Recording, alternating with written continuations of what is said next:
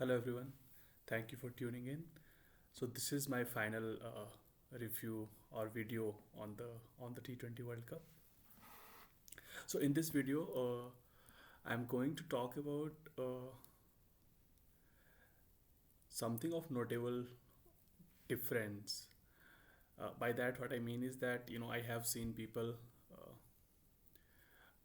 and a lot of podcast with the videos on team of the tournament or moment of the tournament or player of the tournament and I tried doing that, but I thought we have too much information on that, and I also thought it was kind of a bit unfair actually. So it's really difficult to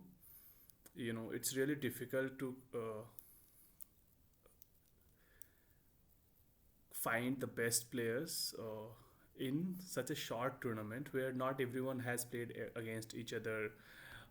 Different players got a chance to play in different situations. So with all those dynamics, I thought, let's try to keep things simple. And uh, and there was no, when I tried to analyze, there was no simple explanation of the teams that I picked, because there were simply a lot of options available across different positions. And I also thought like it was not fair. So that is why I have not gone with all of these trends. I'm not going with all of these trends. I'm going with something different. And my final video on the World Cup is on key decisions that changed the course of this World Cup. So I'm going to talk about three key decisions which had an impact, or which according to me, had the most impact on the winner, on deciding the final winner of the World Cup.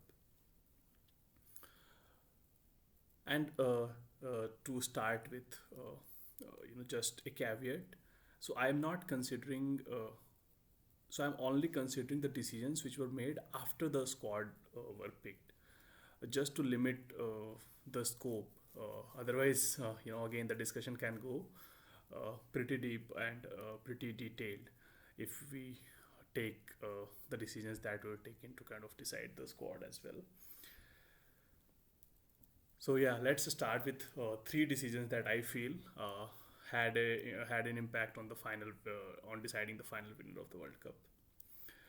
So the first decision, and I'm going to start with India, who didn't have uh, much of an impact on this World Cup. But here is the reason I feel India didn't have much impact. And here is one decision that I feel would have changed the course, would potentially have changed the course of this World Cup.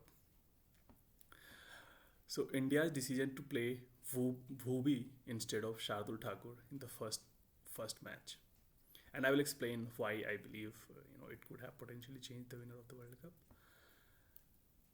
So I believe that even after Pakistan did well in the first over, and even after in the power play in initial phase, I believe that India recovered pretty well. And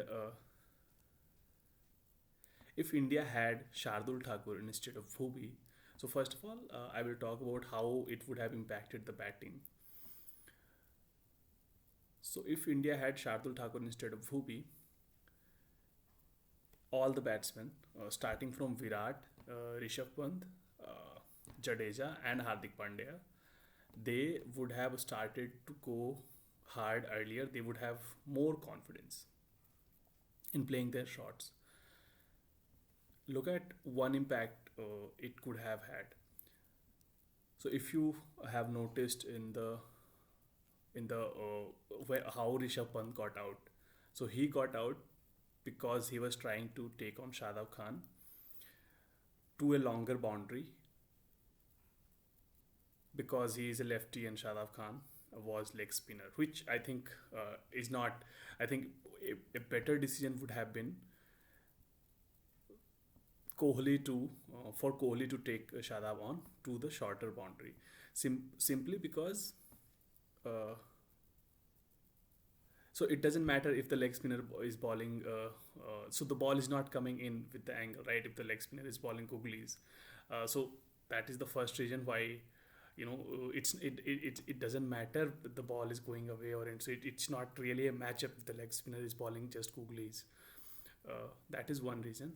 The other thing is that if you know, especially for Rishabh Pant, because he is not a very strong hitter, right? He times the ball, he hits sixes. He's a dangerous batsman, but he's not a very strong batsman.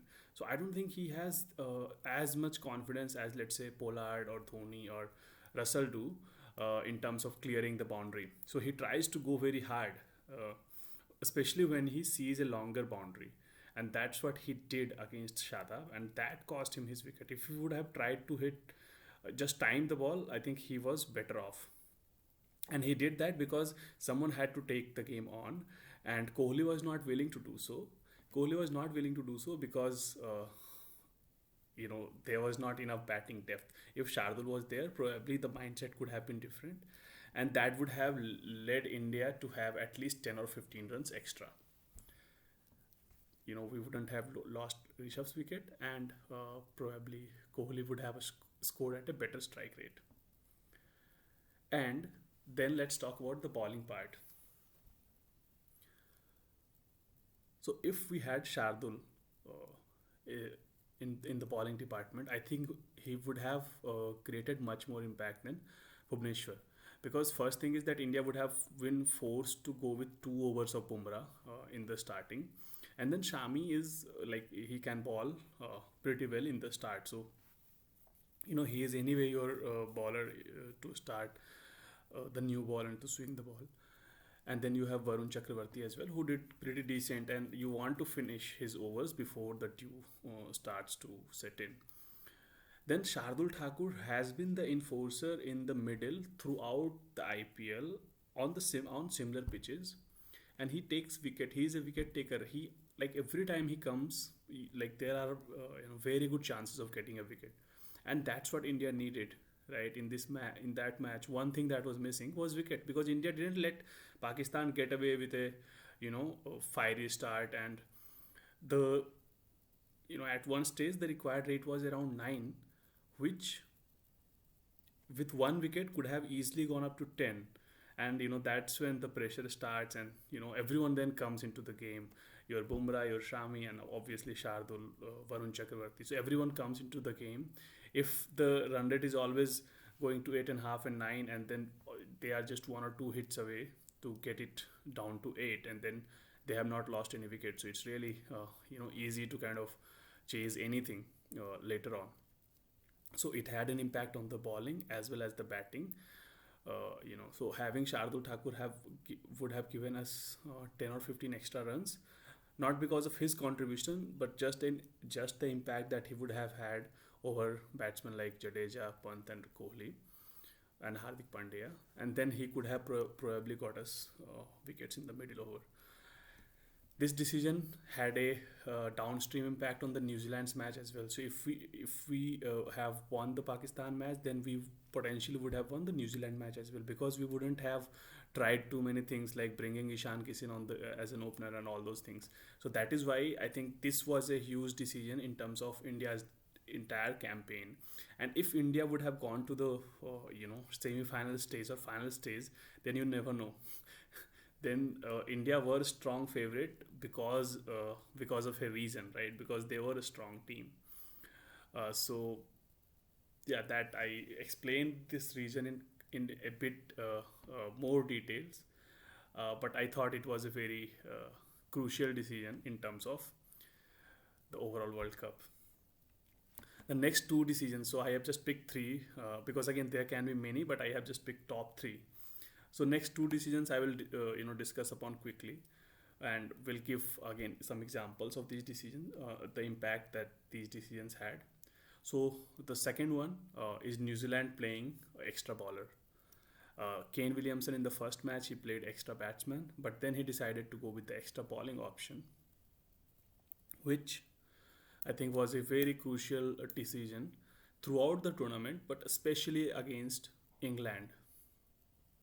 So though Jimmy Neesham did what he did and Terry Mitchell did what he did in the semi-final in the chasing, but I don't think New Zealand won the match due to, obviously those innings had an impact, but I think New Zealand won the match more by restricting England to a below par total, especially a below par total, as per England's team standard, and they were able to do it because they had the extra bowling option, and then England.